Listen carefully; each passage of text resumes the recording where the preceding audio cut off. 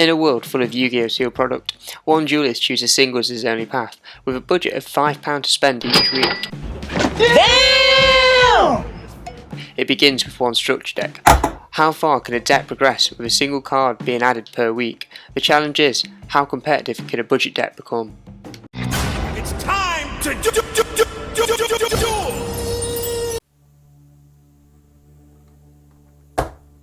So, starting off our single series, budget meta deck contention. See how long it will take us by adding one card per week. We're going to have a couple of challenges to see what we can do, to see if we can get an extra card per week. But this is what we're starting off with, just this Kyber deck here. This is back, show you what's in it. But yeah, we'll crack this open. We'll talk you through what the build I'm going to try and go for. We're going to go for a bit of a road here. You might be able to guess from the structure deck what we're going to go for. But yeah, I'll open this up and show you what we've got.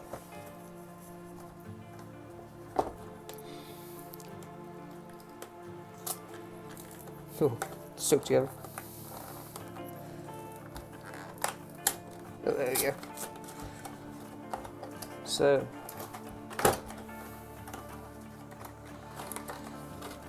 here we go. Little instruction booklet. Ready to duel straight away. Yeah, we'll see about that in the games we got to come. Oh yeah, look at that. It's pretty cool. Oh, there we go. Look at that.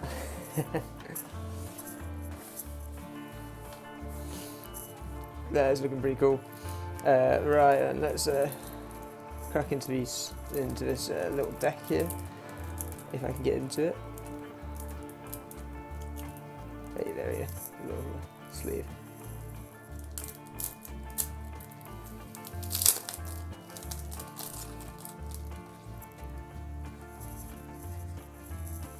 Right then, so the basis of the deck is here. I'll just quickly go through, but I'll sleeve these all up and we'll look through the deck.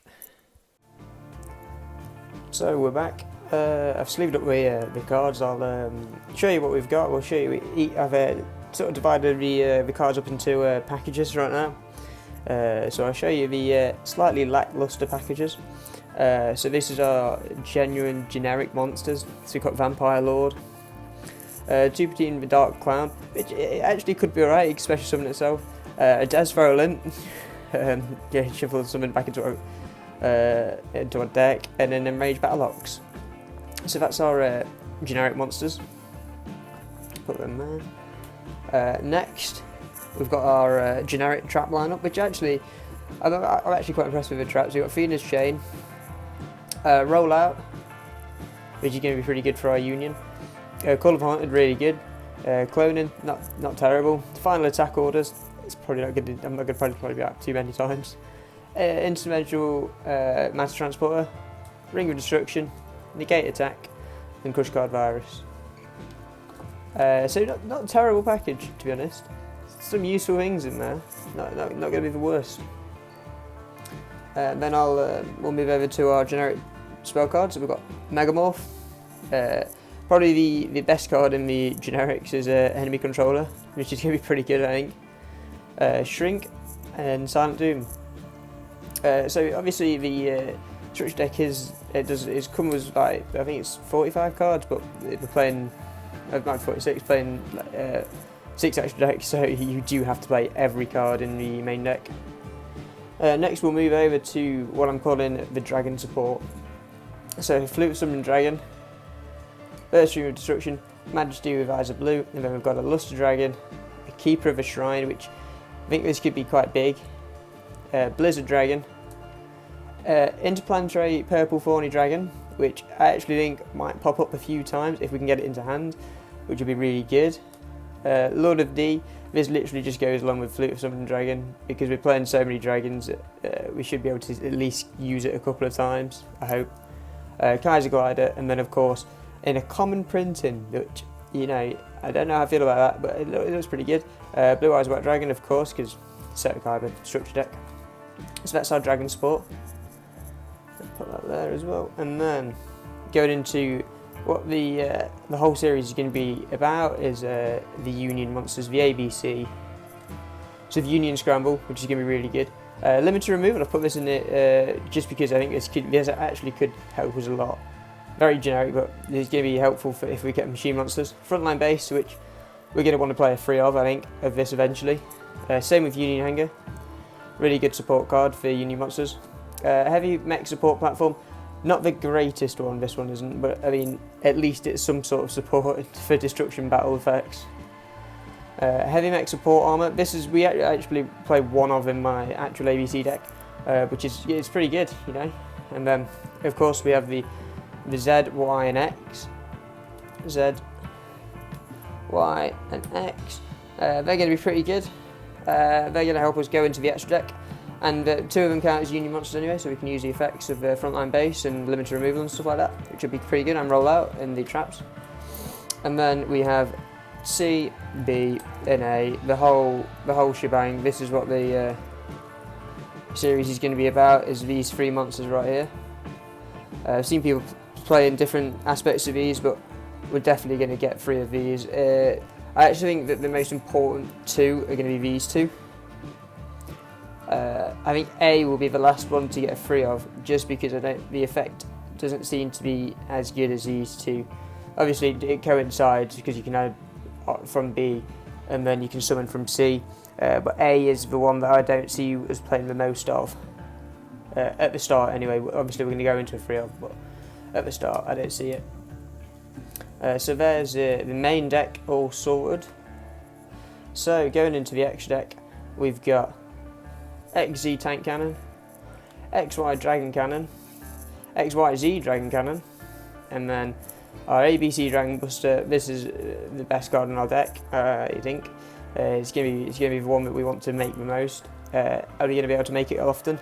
Probably not with the amount of ABC monsters we've got, but we'll give it a go. And then the card that I think is going to be very, very hard to summon, and if we do summon it, I'll be very impressed, is A to Z Dragon Buster Cannon.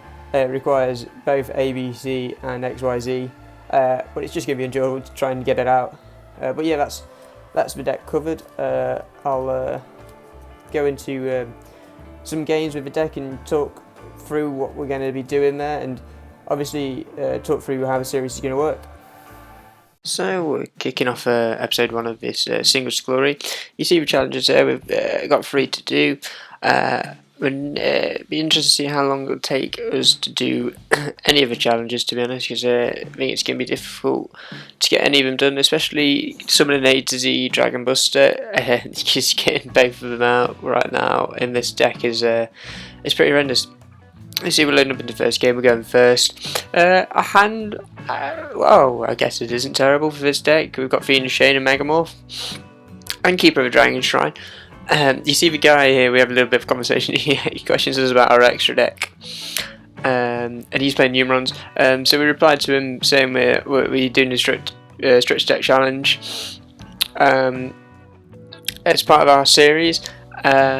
But yeah, things don't start well in this game. I think the guy actually apologises to us because of the deck he's playing is Numerons, and you know what happens with Numerons. We usually get 4 out and go into Zexal.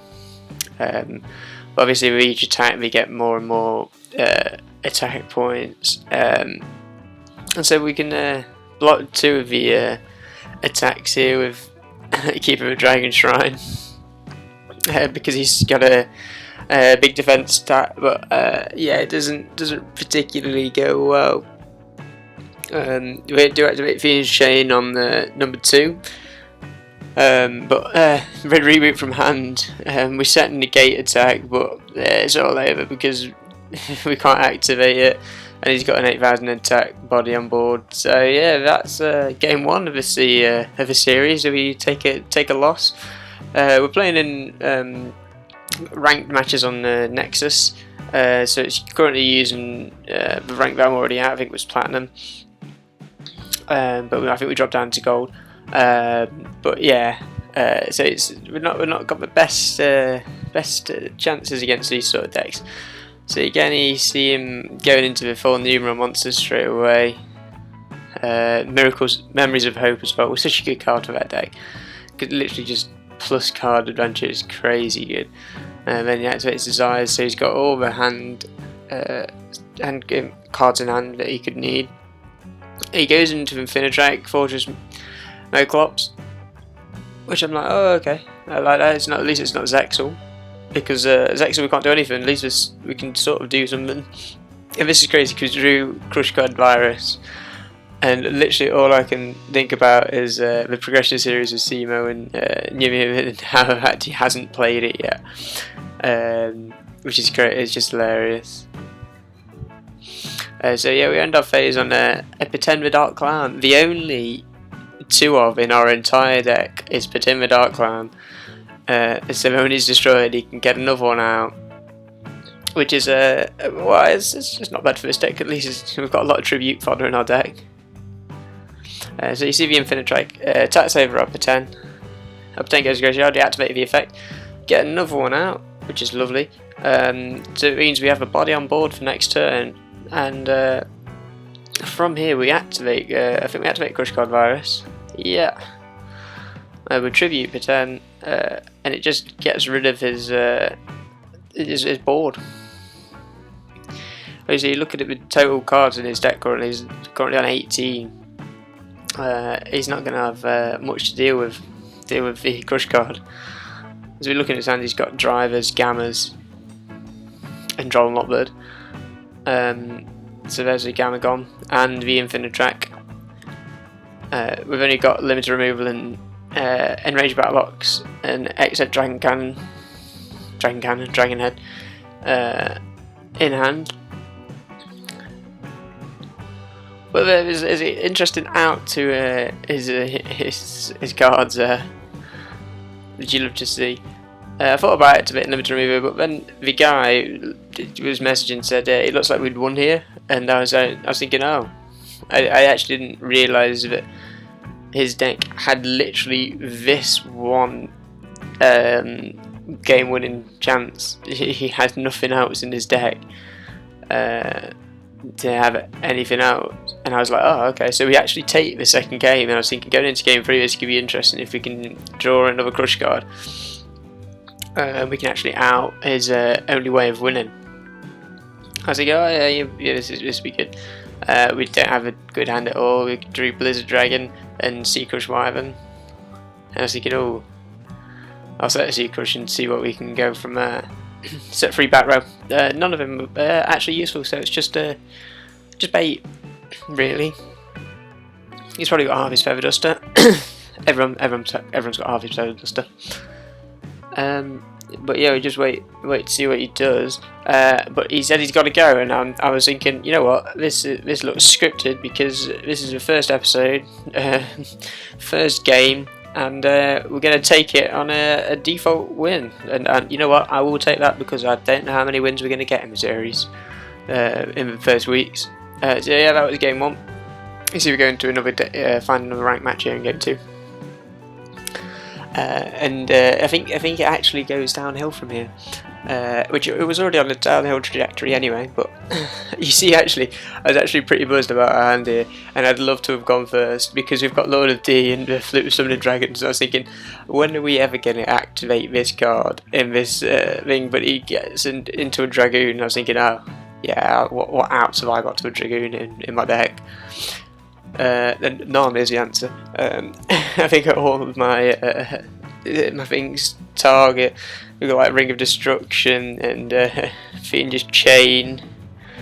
They all target. I suppose we could get cloning me. Oh no, cloning targets as well. So yeah, we don't have an out for Dragoon. So yeah, we're pretty dead from here. I'm not gonna lie. It's just gonna pop our Lord of D and destroy us from there.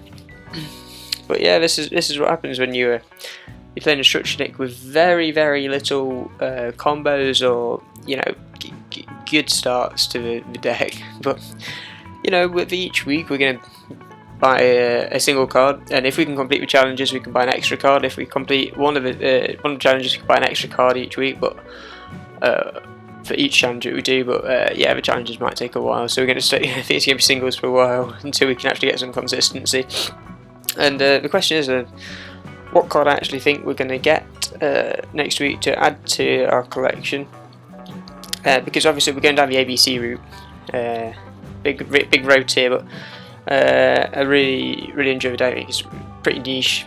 It's not got a great deal of placement currently. I think its last top was like a top 8 in 2020, and then it had its time to shine like 2017.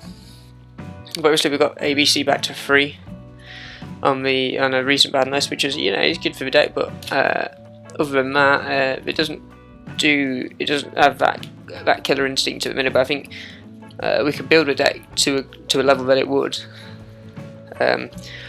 which I'm hoping to. Obviously, Union carries the card that's in question at the minute, because do we pick it up early or do we pick it up after the ban list? Because it's one of the cards that's been tossed around on the ban list predictions.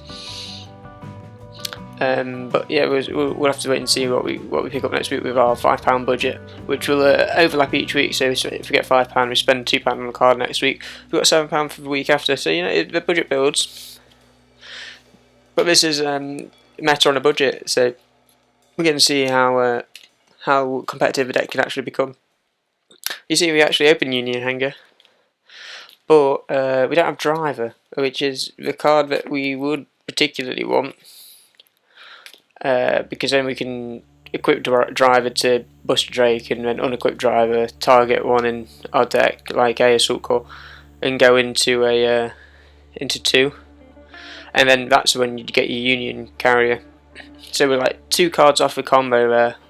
So it's interesting to see what cards we're going to pick up. We might not be able to pick up the deck straight away. We might actually have to pick up some random cards to actually just help with the inclusion of the deck, because obviously we're playing such generic and dragon support cards. We'll have to go for the dragons first maybe, but I'm hoping to pick up the machines. Obviously we need to max out on the C Crush and B Buster and A Assault Core at some point, but they're going to be the cards that are going to be interesting. But obviously we get absolutely dominated by a Dragoon in the first game of this match, and I was thinking, yeah, that's good. What could be worse than that? And then it turns out it's Dryton Dragoon. So we have found something out that's worse than just Dragoon. Because I was thinking, we're probably playing Dragoon Gravekeepers and jokes on him because we don't have hardly any graveyard effects currently, except our Assault monsters. But yeah, it wasn't. It was Dryton. So. Yeah, we can't do much against that either. So he's just going to build his board and he's going to go into the ritual plays. Although he didn't combo off as much of as I thought he would, because I know Drytron's is pretty complicated to get it to work to like maximum potential with like the hand looping of Ben 10 and stuff like that, and figuring out the attack. But we see. This Drytron Meteorus Dragonoids go down, and I don't have an out to this card either. 4,000 attack, I've got the only monster that can go in my deck with that is the HC Dragon Buster, unless I draw like Shrink or something. But yeah, this is the game's it's pretty done for right now. Any deck that we play currently that builds a board and that we can't draw. I think the main idea right now for us is to draw trap cards, like Crush card, or if we drew enemy controller, that'd be the ideal situation, because at least we've got some sort of effect to go off from them. And like Call of a Haunted could be good. You see here though, we actually managed to get ABC Dragon Buster out, which I was like, that's pretty good. And we have one part of XYZ Dragon Cannon out as well. I was like, this is interesting, but I was like, we're not going to be able to actually get what we want to get. And then they activate this Droplet, and I was thinking, oh no, like, how are we going to do this? Because I can't even banish the card in this field because it doesn't get targeted. But Droplet, I was like, that's going cool. Because I'd like to pick up a Droplet, but for 60 quid, we might be a few weeks away from that, seeing as we've got a fiver to spend. But yeah, that's just how it is. Like, the seal product currently is well, we're seeing a lot of scalpers at the minute, especially in Pokemon as well. Seal product's just going up and up. Collectors are starting to, they're just getting more and more. I think it's becoming more of a market again. With the increased interest in Pokemon, Yu-Gi-Oh is always going to be the next thing. You see, we're actually able to activate ABC. We're actually surviving. You know, I think that's the goal right now, is to see how long we can survive. But yeah, we're not doing much though. Getting ABC out is pretty good. That's how we want it. But we need follow ups. We need cards. We need to be able to activate different things. Like, relatively, we'd like to get a Cyber Dragon package. Maybe not a package, but we'll get the extra deck package. So Infinity and Nova, that'd be good. Because at least we've got like a negation and a we can target a face-up monster and attach it as material, and then we've got the ABC, which would be really good. But it's all on the idea that we can get Union Carrier away from a ban list. You see, again, Dragon Play goes to Dragoon, brick in the decks, get rid of.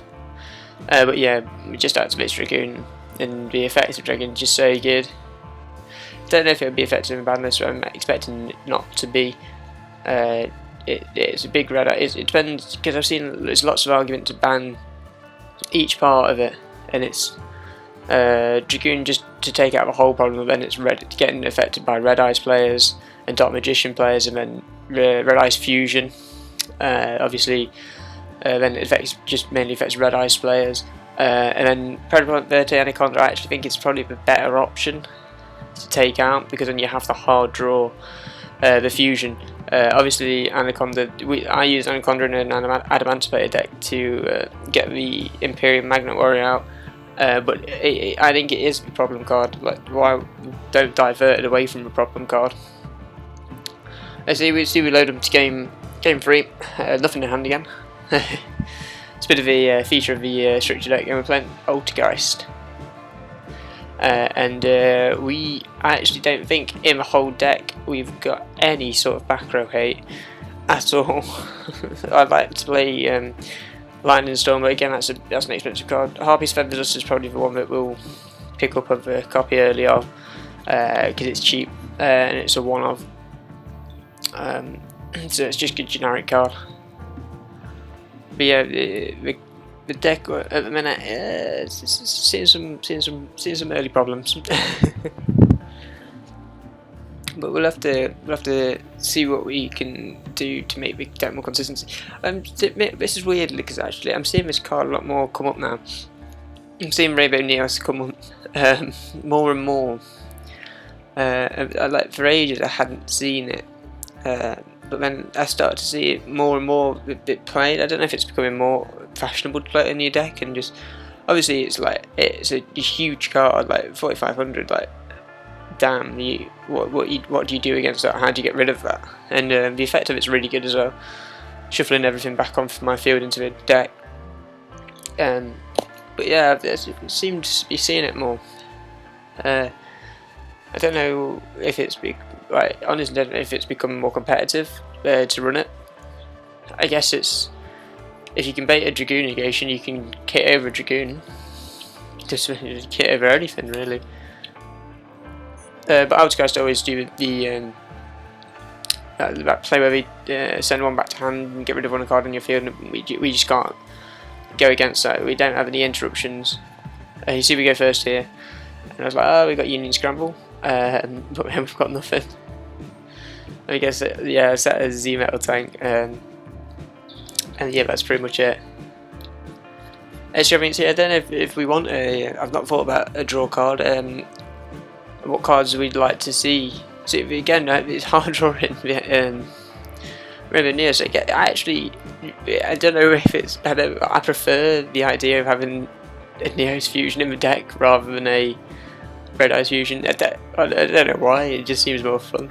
At least you know Neo's Fusion's never going to get banned because the hero deck needs that card. You see, we put heavy mech support on, armor on, and try and get Z-Metal tank back. Honestly, there wasn't much we could do. Just try and play out anything.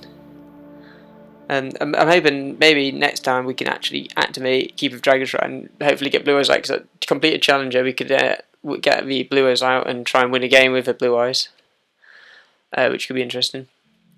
I thought I was quite clever here because he can't activate the effect of the Altergeist to send our card back to our hand. And I actually took that as like a slight moral victory in comparison to the game, because yeah, you see the board they've got and the board we've got. It's not going to end well for us here. But yeah, if you watch this, just let me know what card you think we should pick up next to improve the deck. Obviously, with budget £5, so let me know. And I think it's going to conclude our gameplay for the day. So the end of this episode, no challenges computed. 1 duel won by complete chance. Our record stands at 1 win and 2 losses. Let me know if you guys enjoyed and what cards we should pick up and in what order. Thank you.